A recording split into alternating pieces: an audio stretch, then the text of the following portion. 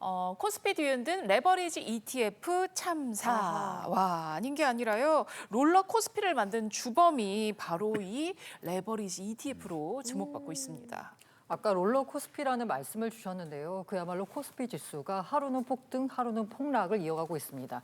다행히 오늘은 폭등 쪽입니다. 5% 가까이 상승하고 있고요. 지금 시간 기준으로는 4% 정도 올라서요. 코스피 6,600선을 회복했습니다. 자, 이렇게 하루에도 지수가 5% 이상씩 움직이는 이 시장. 이런 시장을 만든 주범이 바로 앞서 말씀드린 삼성전자나 SK 하이닉스 등 단일 종목을 기초자산으로 만든 레버리지 ETF가 있습니다. 이 레버리지 ETF 같은 경우에는 시장 급등락 속에서 워낙 인기가 많아서 수십조 원이 몰렸습니다. 그러다 보니까 변동성을 더 키웠는데요. 이 글로벌 투자은행인 시티 글로벌 마켓 증권에 따르면요. 레버리지 ETF의 손실 규모를 약 56조 3천억 원으로 추산하고 있습니다. 일각에서는 이 레버리지 ETF 때문에 청산 계좌가 30만 계좌가 넘게 나왔고 이 계좌로 인해서 청산을 당한 대체적인 분들이 2030 세대다라고 하니까요. 정말 사태가 심각합니다. 순식간에 자산을 날린 분들이 너무 많아서요. SNS 보시면 나 이렇게 손실 봤어요 라는 인증글들이 넘쳐납니다. 이 기업의 가치를 보고 장기 투자하는 정석적인 자본시장이 아니라요. 하루는 홀, 하루는 짝, 이 홀짝 맞추는 카지노처럼 코스피가 변질됐다라는 비판이 나오고 있습니다. 자, 그러면 이런 상황에서 레버리지 투자를 안 하냐가 아니라요. 야, 이렇게 많이 내가 원금을 손실봤는데 이걸 빨리 회복하려면 어떻게 해야 되나요? 네. 한 방을 노려야 된다라는 심리가 또 작용하고 있죠. 그래서 더 위험한 고위험, 고수익 상품으로 옮겨가거나 빚을 내서라도 빨리 만회를 해보자라는 비투가 계속 이어지고 있습니다. 공부할 게 너무 많은 것 같아요. 전 최근에 레버리지 ETF를 배우게 됐는데 수익률이 뭐 2배다 그래가지고 좋은 걸로만 알고 있었거든요. 근데 손실률이 아까 뭐 56조요? 와, 레버리지 ETF가 이렇게 위험한 상품이었나요? 네, 맞습니다. 레버리지 ETF는요, 하루 수익률을 2배 추정하도록 되어 있죠. 그래서 먼저 여러분께서는요, 투자의 원리를 좀 알고 계셔야 됩니다. 예를 들어 보겠습니다. 내가 하루에 이제는 100만 원을 투자했습니다. 그런데 많은 분들이 10% 떨어지고 10% 오르면 아니, 똑같은 비율로 떨어지고 올랐으니까 원금이 회복됐을 거야 라고 판단하시는데요. 우리가 지금 그래프 보이죠? 한번 계산해 볼까요? 100만 원 투자했습니다. 10% 떨어졌네요. 그러면은 90만 원이 되죠. 네. 그럼 90만 원에서 이제 10%가 오르면 얼마가 되죠? 9만 원이 오르니까 99만 원이 됩니다. 똑같은 비율로 떨어지고 똑같은 비율로 올라도 손실이 나와요.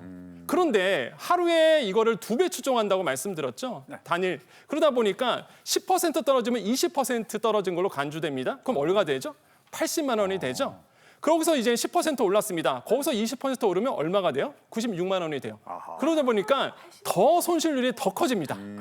이게 하루 계속 왔다 갔다 계속적으로 하다 보면 어떻게 됩니까? 손실률이 기하급수적으로 커질 수밖에 없죠. 우리가 이런 거를 음의 복리 효과다 이렇게 표현하는 겁니다. 이게 분명히 주가가 내려갔다가 올라왔으면 내 돈도 그대로 있어야 되는데 그럼요. 그게 아니고 이 레버리지 ETF는 이게 파파파파 계속 떨어지는 거 아니에요. 그러면 왔다 갔다 변동성이 크면 클수록 이거 엄청 손해보는 거 아닙니까? 그러게요. 맞는 말씀이십니다.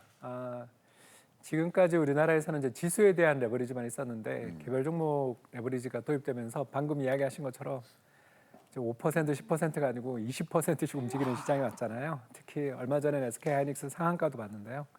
이런 식으로 주가가 이제 더 변동성이 커졌다고 생각하고서 한번 가정을 해서 말씀을 드리겠습니다. 딱 6일 동안의 거래입니다. 딱 6일 동안 거래를 하는데 하루는 20% 빠지고요. 하루는 25% 오릅니다. 그럼 원금이죠?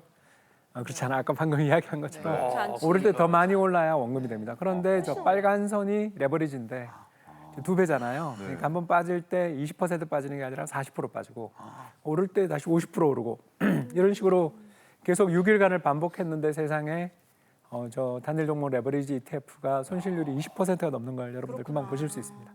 결국 요 레버리지 ETF의 첫 번째 특성을 알 수 있습니다. 뭐냐면 위아래 진폭이 크다. 예, 이러면 이제 그냥 이 방금 이야기하신 음의 복리 효과가 한 2배, 3배로 더 우리 자산을 터뜨린다. 그런데 여기는 이론이고요. 네. 이거보다 수익은 사실 더 안 좋습니다. 왜 그러냐? 레버리지라는 말에 벌써 다 여러분 이해하신 것처럼 돈 빌려서 투자하는 거잖아요. 그러면 여러분 돈 빌릴 때 이자 안 내나요? 이자 내죠. 내죠. 예, 그렇죠. 그래서 우리나라의 ETF들은 대부분 이제 선물이라는 또 복합적인 파생상품 계약을 하는데 이 파생상품 계약이라는 것도 사실 우리가 뭐 그 아파트에서 입주권 우리 프리미엄 붙었다 안 붙었다 하잖아요. 그런 것처럼 격렬한 변동성을 지니고 있어서 그 비용이 엄청나게 들어서 제가 계산해 보니까 1년에 적게 잡아도 5%에서 10% 정도의 기본적인 수수료를 깔고 간다. 야, 이렇게 말씀을 드릴 수가 있겠습니다. 너무 무섭다.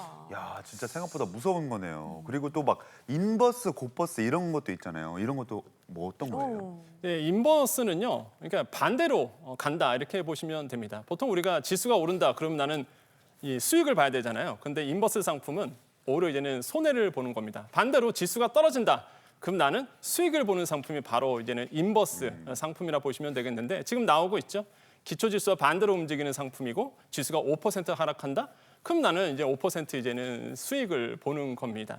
근데 이 곧버스라는 말이 있습니다. 네, 곧버스는 곱하기 2. 그래서 이 곧버스라고 얘기하는데 지수가 이제 5% 하락합니다. 그럼 지수가 빠지면 슬퍼할 이유가 없어요. 이 곧버스는 오히려 2배 수익을 봅니다. 그래서 10% 수익을 보는 거고 지수가 5% 상승한다. 아유, 안 올랐어야 되는데 올라버리네? 그럼 나는 손실을 보는 거죠. 그래서 곧버스도 레버리지랑 똑같습니다. 이것도 음해봉 효과가 크게 일어나기 때문에 굉장히 위험한 상품이고 저희들이 얘기할 때는 곧버스는 아무나 하는 게 아니다. 그런데 아무나 지금 하고 계시는 게 문제죠.